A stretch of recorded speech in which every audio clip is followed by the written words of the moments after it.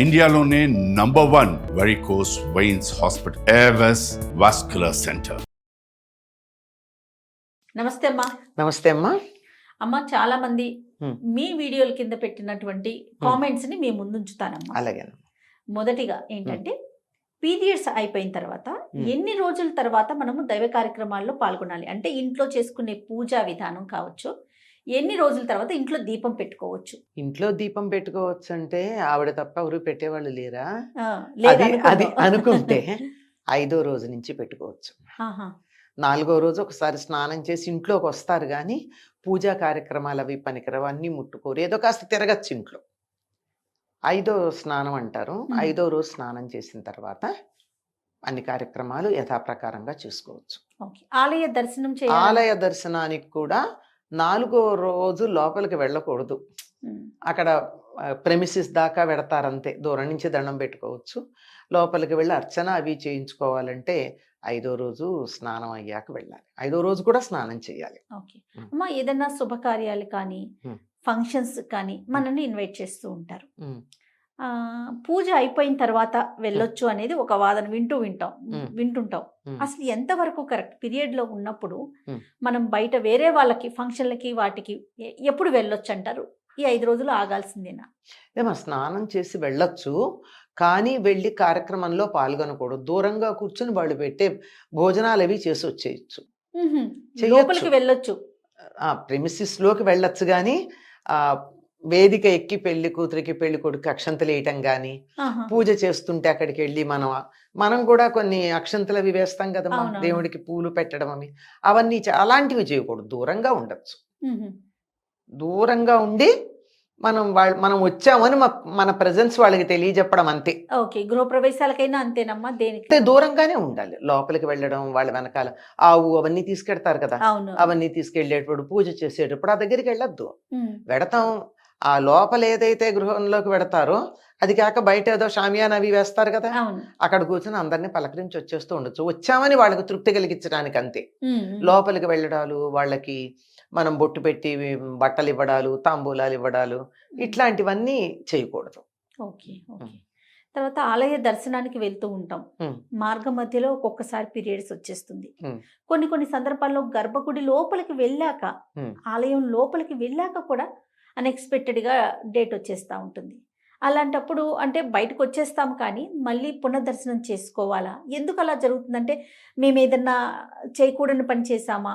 అలాంటి ప్రశ్నలు కూడా చాలా మంది అడుగుతూ ఉన్నారమ్మా. మిగిలిన చేయకూడని పనుల మాట ఏమో కానీ తన బాడీ మాట తను వినలేదన్నమాట. ఎప్పుడు వస్తాయో తనకి తెలియాలి కదా. యూజువల్గా ఆరోగ్యవంతంగా ఉన్నటువంటి వాళ్ళకి ఎప్పుడు పీరియడ్స్ వస్తాయో డెఫినెట్లీ డేట్స్ తెలుస్తాయి. ఒక 2-3 రోజుల ముందు నుంచి వెళ్లకుండా ఉండడం ఉత్తమం. లేదంటే కొంతమందికి అన్ప్రెడిక్టబుల్గా ఉంటాయి, ఇర్రెగ్యులర్గా ఉంటాయి. ఇర్రెగ్యులర్గా ఉన్న వాళ్ళకి కూడా శరీరం సంకేతాలు ఇస్తుందమ్మా. బాడీ పెయిన్స్ ఉండడం, పర్టికులర్గా ఒక్కొక్కళ్ళకి ఒక్కొక్క ప్రాంతంలో నొప్పి వస్తుంది. ఖచ్చితంగా చాలా మందికి థైస్ దగ్గర నొప్పి వస్తుంది, కొంతమందికి పొట్టలో వస్తుంది, కొంతమందికి పొత్తికడుపు దగ్గర నొప్పి వస్తుంది, కొంతమందికి మూడ్ ఆఫ్ ఉంటుంది. 1-2 సార్లు గమనించుకుంటే, పీరియడ్స్ ముందు తమలో ఏ సిమ్టమ్స్ ఉన్నాయో గమనించుకుంటే అవి వచ్చాక వెళ్లకుండా ఉండడం మంచిది. కానీ ఇవి ఏమీ లేకుండా కూడా ఎప్పుడన్నా హఠాత్తుగా వచ్చేటటువంటి అవకాశం ఉంది. సాధారణంగా ఇది ఎవరికి జరుగుతుందంటే మెనోపాజల్ టైంలో ఉన్న వాళ్ళకి జరుగుతుంది. బాగా చెప్పారమ్మా, కరెక్ట్. ఎందుకంటే వాళ్ళకి మెనోపాజు నార్మల్గా అయ్యేవాళ్ళు, అంటే హిస్టెక్టమీలు అవి చేసుకోకుండా నార్మల్గా మెనోపాజ్ అయ్యే వాళ్ళకి కొంతమందికి హఠాత్తుగా ఆగిపోతాయి, కొంతమందికి 2 నెలలకి 3 నెలలకి వచ్చి తర్వాత ఎన్ని నెలలకు వస్తుందో కూడా తెలియదు. అన్ఎక్స్పెక్టెడ్గా వస్తుంది. అట్లాంటప్పుడు మాత్రమే మీరు చెప్పినటువంటి సమస్య తప్ప మిగిలినటువంటి చోట్ల వచ్చే అవకాశం లేదమ్మా. అది వాళ్ళ అజాగ్రత్త మాత్రమే, వాళ్ళని వాళ్ళు గమనించుకోకపోవడం మాత్రమే. Always body talks, we have to listen. మన శరీరం మనం వింటూ ఉండాలి, అది చెప్తూ ఉంటుంది, అది ఇది నీకు ఈ తేడా ఉంది, నీకు ఇక్కడ తేడా ఉందని. చిన్నవి కాకపోయినా కనీసం పెద్దవి ఇట్లాంటి ముఖ్యమైనవన్నా వినాలి కదా. ప్రతి నెల వచ్చేది కదమ్మా అది. అంచేత మనకి రెగ్యులర్ గా తెలుసు, అది సంకేతాలు ఇస్తుంది, నేను వస్తున్నాను సుమా అని. అది గమనించలేదనుకోండి, మరి అట్లాంటప్పుడు అది మన అజాగ్రత్త.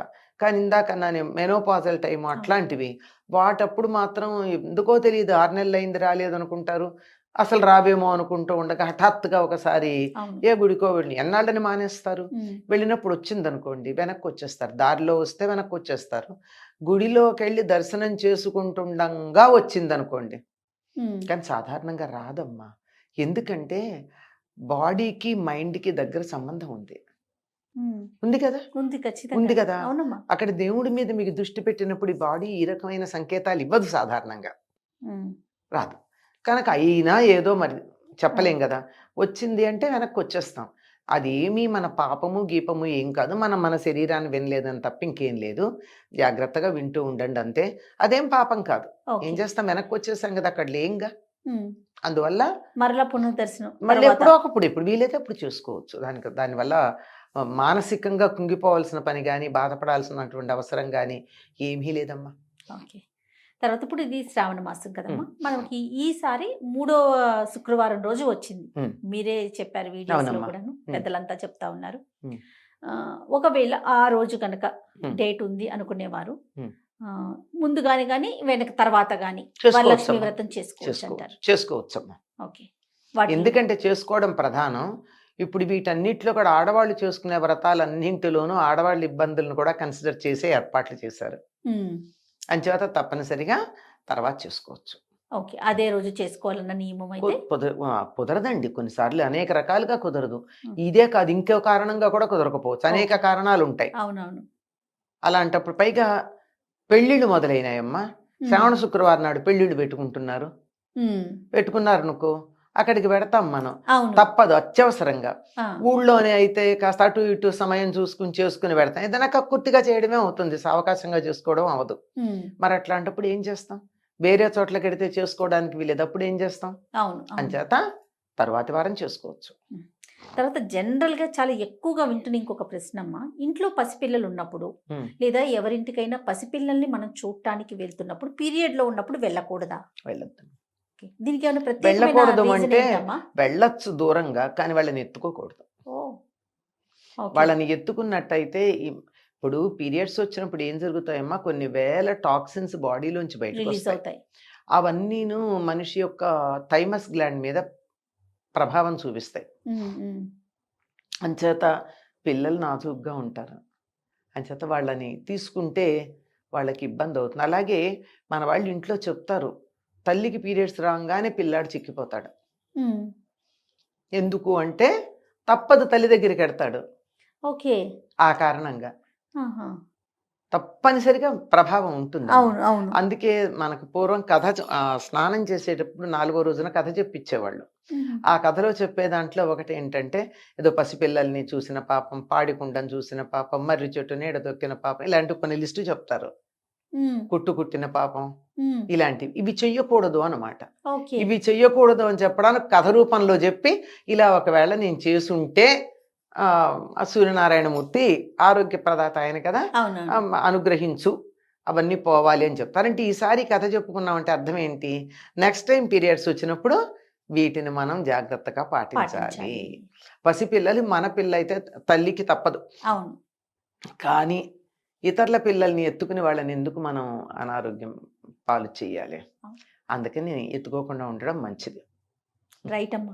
ఇవి ప్రస్తుతానికి నేను చూసిన కామెంట్స్ లో ఉన్న ప్రశ్నలు మీ ముందుంచాను. Hmm. ఇంకా ఏమన్నా వస్తే కనుక ఈసారి కూర్చున్నప్పుడు మళ్ళీ నేను డిస్కస్ చేస్తానమ్మా. పెద్దలు చెప్పినవి ఏమన్నా తెలిసిన ఉంటే మీకు సమాధానం చెప్తాను నేను. తప్పకుండానమ్మా. నమస్తే. నమస్తే అమ్మా.